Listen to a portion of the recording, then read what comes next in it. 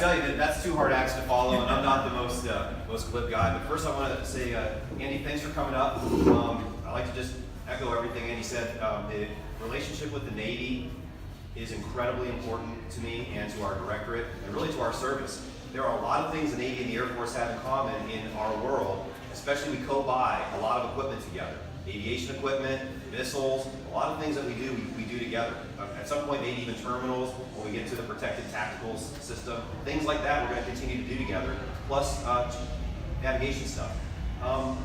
So it is very important to me, and you know, when I went down to Mark Glover's retirement, Andy's changeover to take it on, I was like immediately impressed by, first, it's really hard to follow Mark Glover in anything, whether it's a speech or in fill in the shoes or whatever, but Andy, you know, impressed me right away from the beginning, and the amount of support that he has within the Navy, just the people who showed up and showed out, said a lot to me about how important the Navy views the change of leadership in the position that Mark holds, or excuse me, that Andy holds. And to me, it sent another signal as the lone Air Force guy there that you know, we have to be all in for the Navy and to help get our product over the line for them. In a lot of areas that we're working, we always hear about the Army. The Army's out ahead with this and their architecture and something else. But my experience, first-hand observation, is that Navy's sitting in the catbird seat, going to let the Air Force take the risk on a lot of development, then come out underneath and be a secondary buyer, which is pretty smart. But in the alternatives to GPS things, the Navy's kind of out in the front. The team that's working at 170 on no gas has sort of gotten, I think, system engineering-wise and vision-wise, out ahead of the other services, and now we're in catch-up mode to a team that already does a bang-up job of getting the beer out every day. They're charting a good course to the future. So I'm very proud to be associated with 170. And I would also like to welcome Crack to our team. I think we're talking about Dream going out, this is about Dream, but Commander Cinecrack comes in, he's an AEDO, and to us in the Air Force, that's kind of like, okay, it's another guy in the office, but I'm an Naval Postgraduate School grad, and there's a big selection process to move someone out of flying operations and into an aeronautical engineering duty officer job. They don't pick from the bottom to go do that. So we're very, I think we're fortunate to have an AEDO in our office, someone who's been out on a cruise, someone who knows engineering and program management, and we're extremely blessed, let's put it that way. Dream, you did a fantastic job, but you just set a bar for someone to come in and try to knock that off. So, Craig, welcome to our team.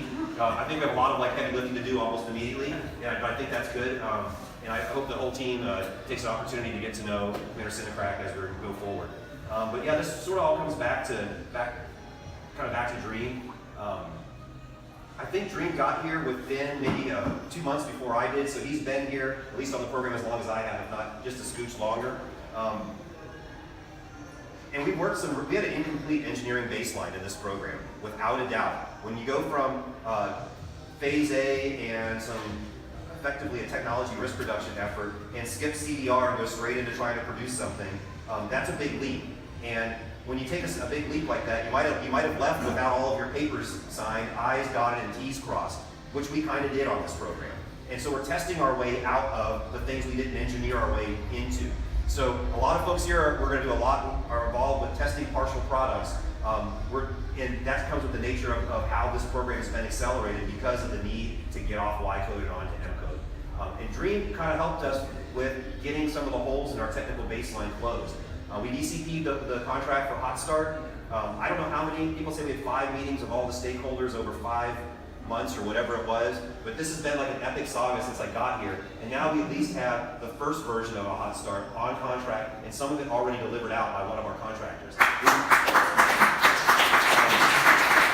We weren't going to get there without someone who could articulate it in horsey ducky language what it means. And we're fortunate to have someone who's actually flown a fighter weapon system that can translate technical beeps and squeaks into, I kind of in my launch acceptability region, we can let go of the bomb and off it will go, helping the Air Force of all things bridge what an air-breathing asset actually needs to have to pickle the bomb. And I don't think we could have had anyone else articulate it in a common sense way to a lot of stakeholders without someone who actually has done the job firsthand from a mission perspective.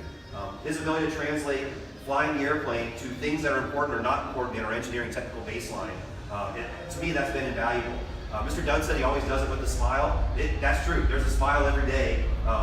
Dream does this in such a way that even hard things people like working with them to get those done. And I think that's a special quality, and one that I could aspire my whole life to have, but I will never have the ease of interaction that he does with everybody. But I appreciate it. It's nice to know we have ambassadors on our team that can smooth all that out, that can make those translations to people who all they see is a bill coming or a delay. They don't understand the why. Dream's done a fantastic job at that for us. And I'm personally just very thankful, and it's nice to have someone across the hall where you can go talk about whatever it is in plain terms, and it's a conversation that stays in the hallway. That builds our team stronger, and I appreciate it. We've gone through a lot of budgets, ups and downs, and the Air Force isn't exactly always the most sharing when it comes to difficult discussions. We tend to try to hold it to ourselves until we've solved it all and then come forward. But sometimes we have to take stuff that, it stinks under the covers a little bit, but we're all going to have to get under there and take a look. Sure. One of the closest to So I very much appreciate what he has done. And I got to tell you, having a Dream in here, for our younger workforce, to see a professional Navy officer on our floor representing what the Navy has as core values and the professionals the Navy expect, I think is extremely beneficial for the development of our team. Just to have that someone like me in our office has an intangible benefit all of its own. So I greatly appreciate it and am thankful. And I'd like to present our crummy squadron stuff, so to speak. First, everyone tried to sign this for Dream. It's our little montage. Mine says, it's hard for me to think about it, but Dream is always can do and follow through. And that's a lot of what we need around here. And I appreciate that you do that. You don't have to be an acquisition expert to be effective in our end of the hallway. Thank you.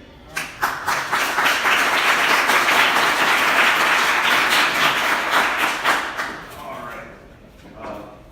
I forget how much. I forget if you have one of these or not, but we have we have a little gift that we give everyone, a little, Lycra, I don't know what it is. But it's our fitness gig, and I like to just have one for Dream. I think some people know that Dream is actually a real sailor, does competitive sailing, is asked to come aboard very expensive private vessels and sail them around. It's like a whole nother life. I think I saw some races down in Sydney, and everything's Rolex everywhere, so there's money involved. And they trust him. So I'm pretty sure I can trust him, but maybe when you're out, you just need something that dries out quick. Oh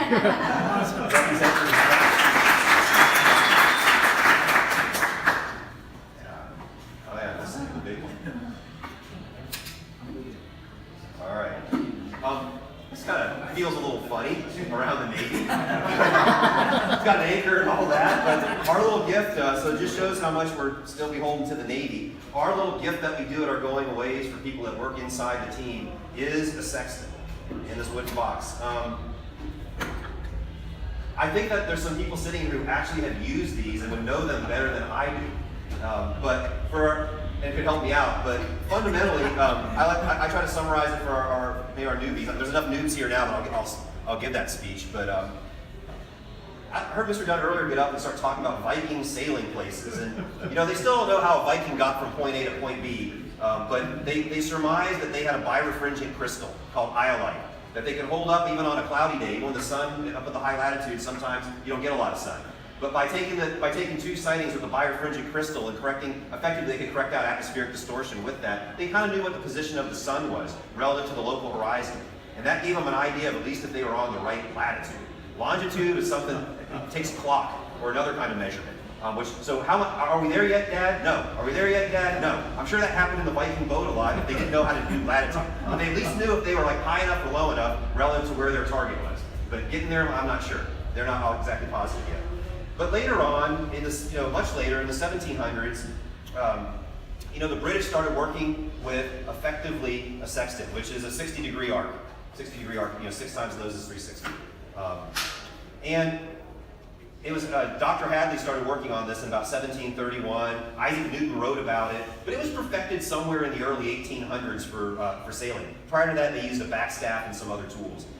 We think about it the retro things that the Navy's starting to reteach again, and the Army's starting to reteach. I was a land navigation guy, like map and compass and terrain following and all that. And the Navy had some celestial aids. But when I think back on things like this, this was in operations for quite a long time, all the way until we had RF ranging effectively on the ground. All the way through the late 1700s, 1800s, this was what was used at sea, and it worked with a simple concept. know where the local horizon is, and measure up to the sun. And that angular separation, relative motion doesn't matter. You're bobbing at sea, the horizon moves with you. This kind of gave you an idea. If you knew what time it was, and you know where your angular separation from the sun is, you kind of know your latitude. And between the moon and another celestial object, taking measurements, you kind of know your longitude. That's effectively a separate time measurement. So lat long, we're effectively able to be measured by this device, which is like doesn't rely on anything that's easily taken away by the enemy. Only really it had day-night capability. So this is the original like assured PNT device in my mind, and still in use. Coutinho, the Portuguese, perfected this for aviation by inserting artificial horizons into the optics chain, and then it got used in airplanes and other things. And for large military airplanes that did over the transit over open ocean, an astrolabe or a sextant was also like a backup capability to dead reckoning. So this sort of has a long history of user equipment. We're trying, and it's effectively, this is a piece of celestial navigation. And all I can tell other people, GPS is effectively a celestial navigation. In the ancient world, the sun, the moon, and 57 known guide stars were cataloged in the northern and southern hemispheres. So they made angular measurements to those. And we've sort of gone on and replaced those 57 known guide stars with 27 RF guide stars called GPS satellites. And we're ranging to those now. Not by angle of arrival, but by effective time, by knowing subtraction of time. But symbolically it's the same, if not slightly different in actually how it works. So I guess I wanted to just turn this over to Dream as our little local parting gift and say thank you. I bet someone here actually knows how to use one of these like real effectively. We got a real sailor in here, but thanks, Dream.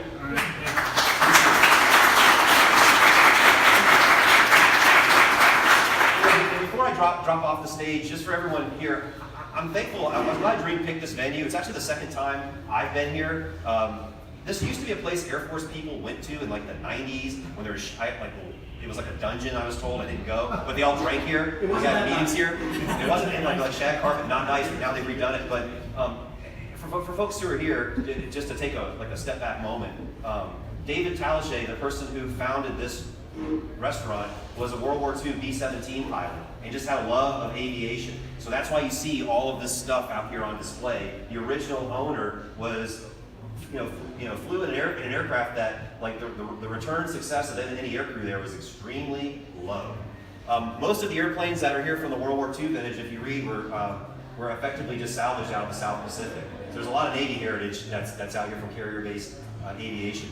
The reason I kind of bring it to our attention, not just because of there's a long history of stuff with the Navy and the Air Force in this building, but David's son John John Talichet is actually an honorary commander in the GPS directorate. So the owner of this restaurant, and if sometimes we have PMRs over at Techlody, you guys all walk over to Specialties and order a sandwich. This is owned by Specialties Restaurant Group. So John Talichet effectively is woven into our monthly or daily fabric of our day-to-day operations in GPS, and in some of where we just go out just to take a break. So there's a lot of history here, but there's a direct connection from this venue back to our office, and I think it's very nice that we can close the doors and have a little get together here. So I've kind of gone on too long, but I'll turn it over to Dream. Thank you so much, Dream, for everything that you do to help us out. Hey, Col Hospodar, I think you had something from the Colonel. Oh yeah, and I wanted to thank Mr. Dunn because it's not very often that you can ask an SES to go run an errand for you and put his drink down and come back. So thanks for doing this, Mr. Dunn. But I left work without the GPS coin, and that's like a no-no for me. So I want to make sure that you have a coin, just for wherever you decide to lodge this thing, like a small token for Colonel Whitney.